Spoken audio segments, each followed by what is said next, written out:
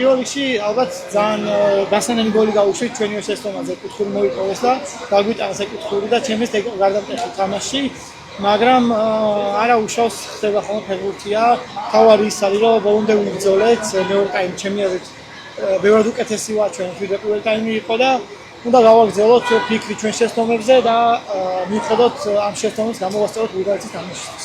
რაღაც მომენტი იყო წახვედი წინ და გაიხედი არავინ არ ყავდა შემოგვიერთებსაც. იყო თუ არა მეორე თამაში შემდგომში შეთავაზა რაღაც გაუგებრობის პრობლემა. არა, ანუ ეს ჩაოლებრივი რამაა, ყველგან შეიძლება მოხდეს ისეთი რაღაც, უბრალოდ როცა აგებ, რა თქმა უნდა, ბედნიერი არ ხარ და ხანდახან ემოციებს ვერ აკონტროლებ, მაგრამ ვფიქრობ, რომ დღეს ბიჭებმა მეორე ტაიმში ყველაფერი გააკეთეს, ძალიან კარგად ვიბრძოლეთ და დასანანია დღევანდელი მარცხი, მაგრამ ამაზე ვსწავლობ და იმედია, რომ მომავალ შეხვედრაში ყველაფერი შესწავლას გამოვასწორებთ. გულშემატკივრებზე გასული.